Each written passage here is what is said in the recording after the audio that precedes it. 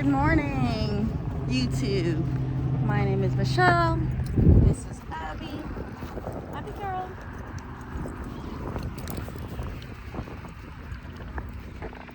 Welcome back to our channel, and today we're just going to do a little catch-up update. As you can see, I have a new toy. This allows her to have a little bit more freedom while her still being on leash, according to leash laws, because obviously her safety, my safety. And we've been doing a lot of hiking and walking in areas where there are a lot of people, so I prefer to have her on leash. But there are also rules with this type of leash. I don't normally like retractable leashes, but she has some structured rules so she can explore. But as soon as she hits the end of the leash, she comes to my side and sits. That is with the 26-inch distance, 26-foot distance, and if I stop it short. So that is the main rule. Additionally, I call her to my side, she comes.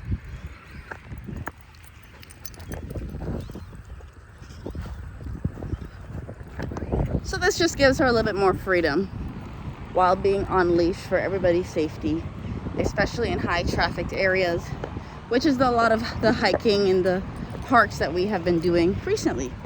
So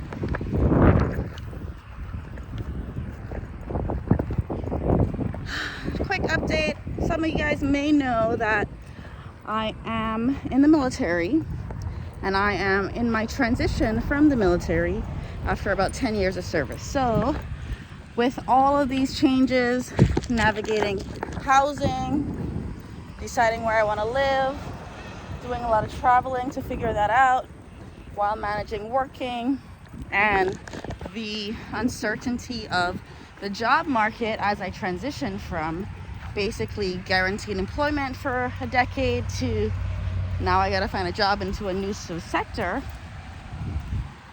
There's been a lot.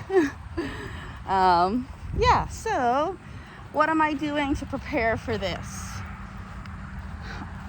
You guys probably don't know too much about the military, but in a normal job, you can kind of job search and then put in a 2-week notice when you found a new position and you've secured a next offer.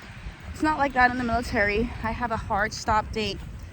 Until then, I cannot really obtain another job, and I have to wait basically until I'm no longer employed to get hired on somewhere else. So I am trying to navigate all of this gracefully.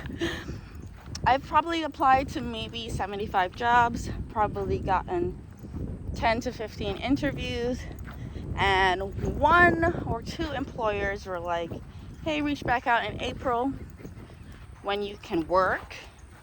And everybody else, no one really has gotten back to me with any offers.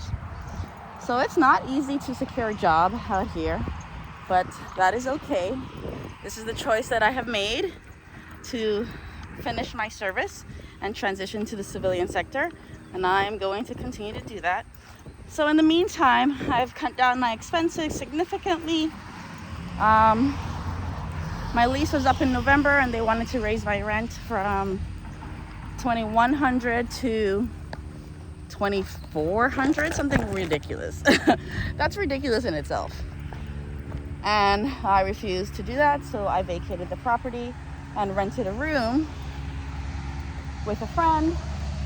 And I am pretty sure I'm going to continue to live that type of nomadic lifestyle between friends, renting rooms for people who own their homes, because these corporations are doing the most with the rents.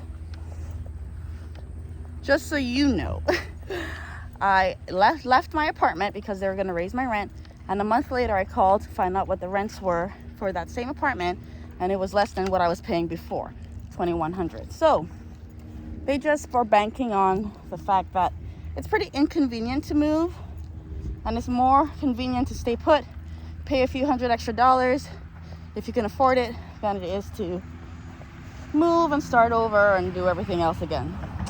And I say that is a bull crap, and I refuse to allow them to take advantage of me, and I hope other people can find also alternatives that allows them to not be taken advantage of either, because it's really unfair and predatory. And I will take my finances, my money elsewhere, which is going to be in the pockets of friends and family who own their homes or rent and are able to provide me a space, and I will give them my money instead of continuing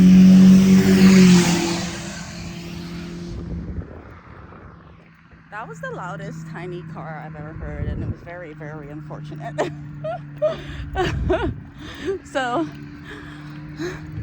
I'm going to give my money to people, real families, people like you and me who, you know, are suffering the most with inflation and housing prices and not getting really any real relief until things settle down a little bit.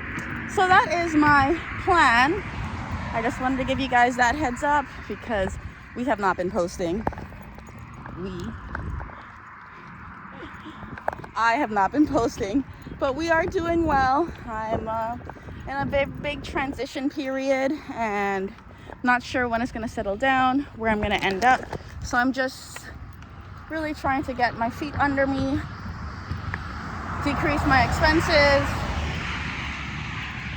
save a lot more money, build up my emergency fund, because it might be a while before I can find gainful employment after my service contract ends. So yeah, just wanted to give you guys a quick update. Abby, at my side. Yes, good girl. Sit. Yes. Okay.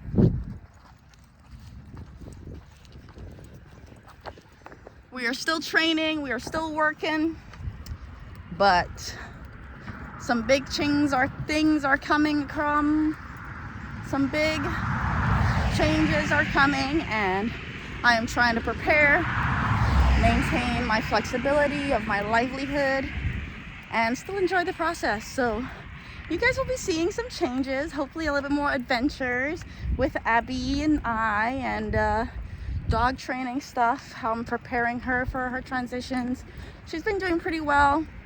She's pretty adaptable. We've kind of lived a very adaptable life for the last 3 years since I've had her, so it's been great for her. She's like, I'm living my life. I get to enjoy new people and go on hikes all the time.